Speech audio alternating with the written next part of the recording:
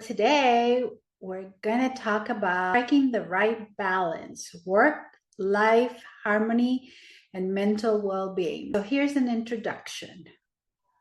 Today, we're going to embark on the exploration of work-life balance and its profound impact on mental well-being. Now, this one is really important, and it's something that I'm still trying to work on because I haven't found the right balance. But let me tell you a little story. A story about Sarah, a dedicated professional, a loving mother, and a passionate volunteer. And she seems to have it all, but behind the scenes, Sarah was struggling. She was struggling so much, but she didn't tell anybody. Work was very demanding. Deadlines were relentless, and her personal time became a myth. Sarah began to feel overwhelmed and disconnected from her family. I mean, when I tell you, she had no time to even wash her face at night. She was so tired. She would just go to bed. She would just barely brush her teeth. And then she would wonder why she had so much acne. But here's the turning point. One day, Sarah broke down. The imbalance had taken a toll, and her mental well-being was at a stake. That's when she realized that something had to change. And Sarah's story is not unique. It's a reflection of many of our lives. The balance between work and personal life is vital, and not just for productivity, but for our mental and emotional health. And Sarah was me. I was a manager at the time, and I went to a meeting, and I was just overwhelmed with everything that I wasn't paying attention to the meeting. And right in the middle, I just started crying. And I mean, crying, tears rolling my eyes. I couldn't stop myself. I couldn't stop. People kept asking me what was the matter, and I couldn't tell them. I was just at a breaking point. And I remember just feeling soulless and feeling so guilty because I wasn't putting 100% on my job. I wasn't putting 100% on my home life. I felt like I was abandoning my kid. I was just so overwhelmed. We face many obstacles in our pursuit of balance.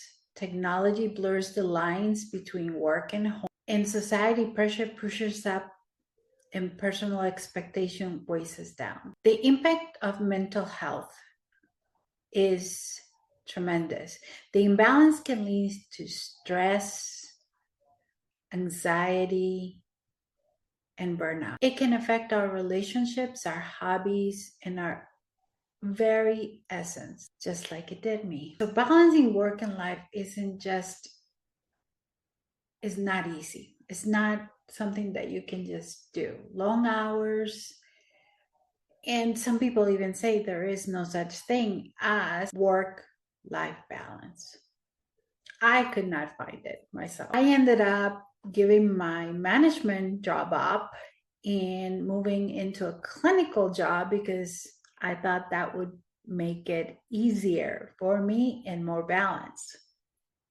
Plus, it would connect me more to my purpose, which was to help people get healthier. It didn't. And after many years, I made a really hard decision to leave my job and start this company. Again, another mistake, thinking it was gonna lead to a more balanced life, work life.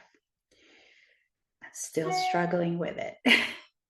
It's better, but I'm still struggling with it. So the impact on mental health, again, is a big thing. And we need to strive to find that balance that is going to work for us. It's a unique thing. It's not something that I can teach you and say what worked for me or what has worked for me or what has worked for someone else going to work for you. Here's some strategies to finding balance. I'm off on my slides, but hopefully this is making sense. It doesn't have to be this way. You don't have to be conflicted.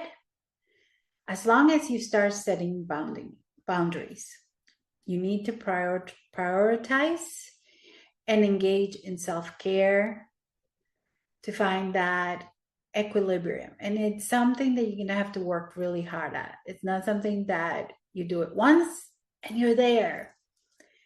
You have to keep working at it.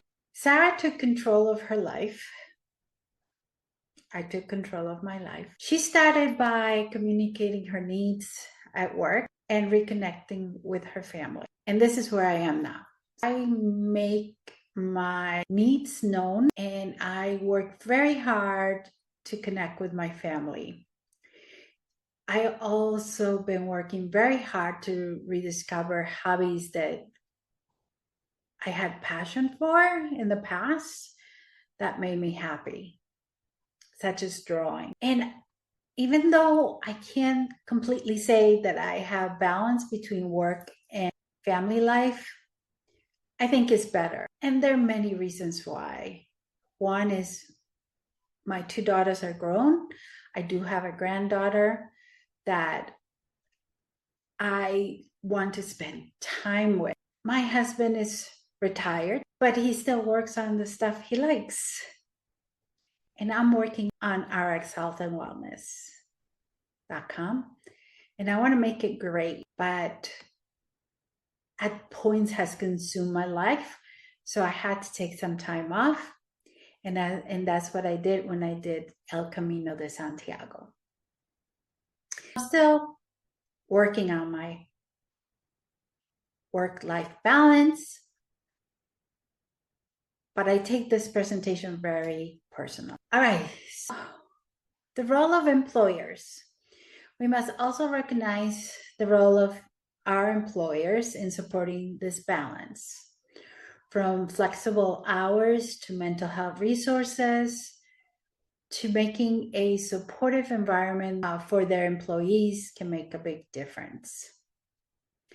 I don't have employees per se. I have contract employees that come and go, but I try to make sure that they know that I'm here for them, and if they need more flexibility, I'm willing to give it to them. And in the same sense, I'm also willing to give it to myself. Now I invite you to reflect on your own balance. What can you learn from Sarah's story or my story? What can you change in your life to ensure harmony and well-being? I wanted to present Sarah's story because I didn't want you to know it was me. But I think I need to be forthcoming and transparent in that, just like you, I'm still working through my journey of getting healthier. Just like you, I struggle with it every day. And this is one area where I struggle a lot. In conclusion, I want you to know that it is a hard thing to do. And at times you feel like you're in control of it and you feel like your life work is balanced. At other times you feel overwhelmed, just unable to figure out how to make it better, but just keep working on it. Seek out help from your employer. Make sure do those self-care practices. Remember, put on your oxygen mask first. Then you can help everyone else. You need you to be your best, to show up as your best, so you can help others. So thank you for being part of the journey today. I hope my story resonates with you and that it inspires you to evaluate and nurture your own work-life balance. You can always send me a comment here or to support@rxhealthandwellness.com. I'll see you.